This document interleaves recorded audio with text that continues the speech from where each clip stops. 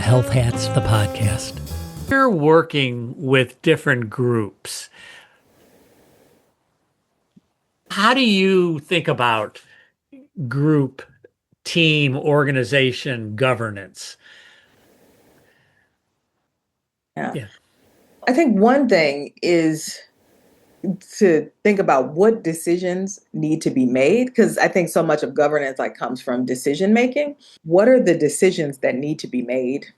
Where are we in that process?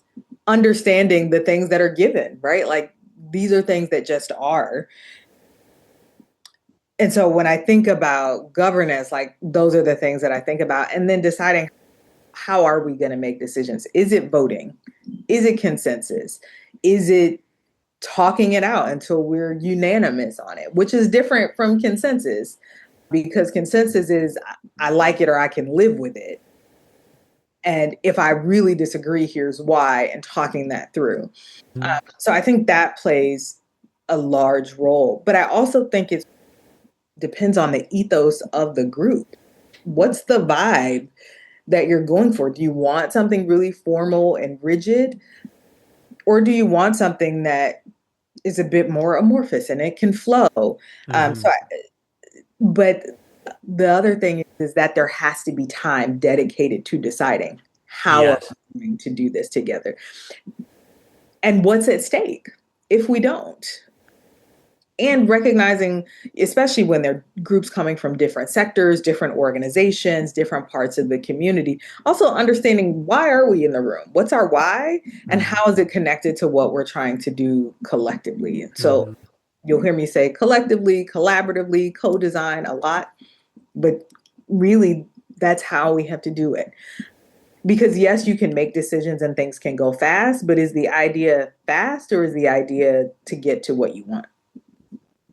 Yeah, so fast and sustainable are different. Yeah. But there are times when fast is what's needed. I know that, like now, with this chaos we're in the middle of, sometimes though the decisions you need to make are really fast, and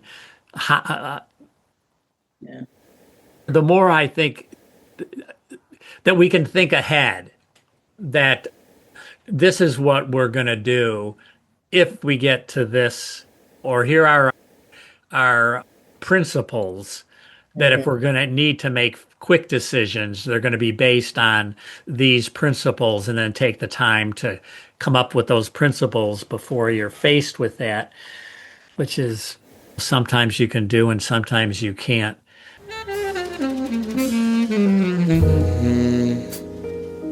I now have one URL for all things Health Hats.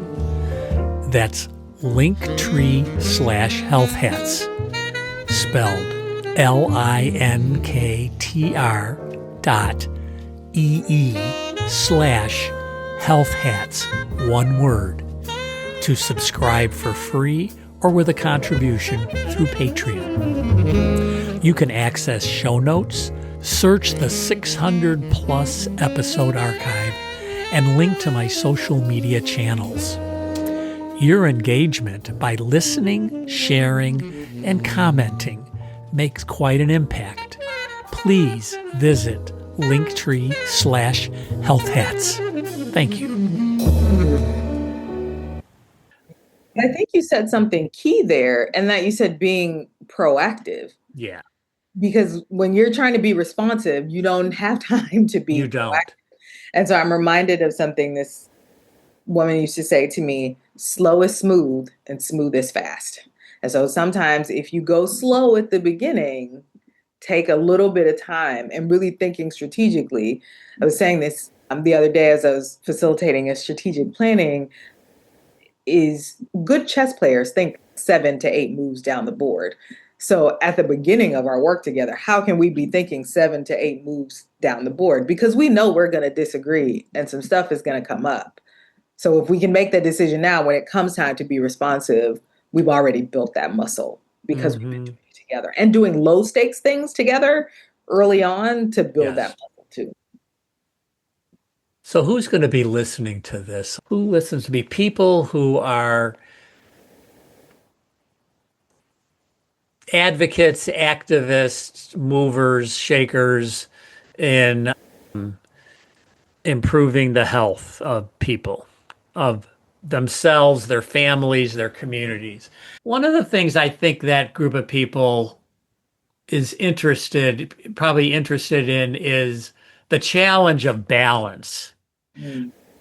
People then who come to a forum that you're facilitating are coming from their own organization, their own team that has its own challenges, that the people who come are not sometimes the formal decision makers, sometimes they're the informal decision makers, sometimes they're people who care and are not in a position of having much power where they are.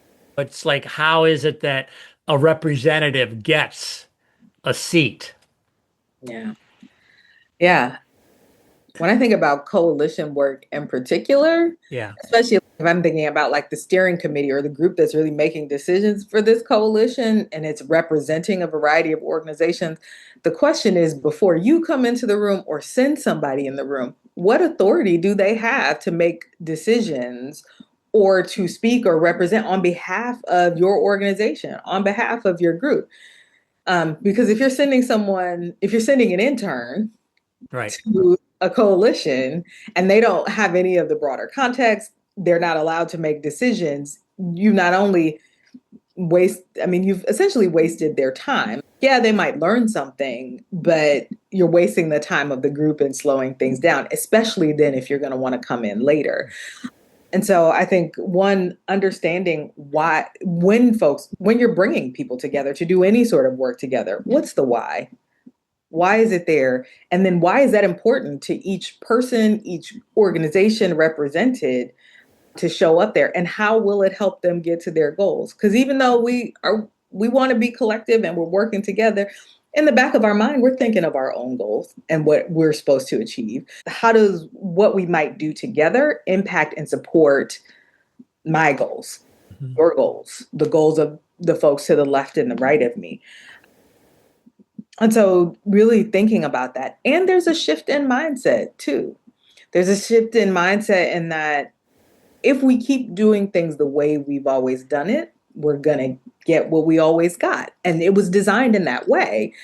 So if you want a different outcome, then we have to change the way we work. So that means building time to connect as humans and stepping into a space together. Being clear about why you're there, what decisions am I allowed to make, what am I able to contribute, and then be ready and willing to do that and to be a bit vulnerable, and that it's going to be messy, and be willing to work through the mess together.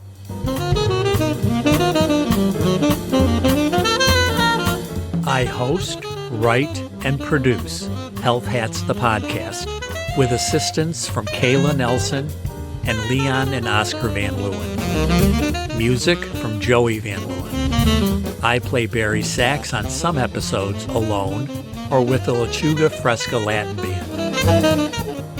I'm grateful to you who have the critical roles as listeners, readers, and watchers. Subscribe and contribute. If you like it, share it. See you around the block.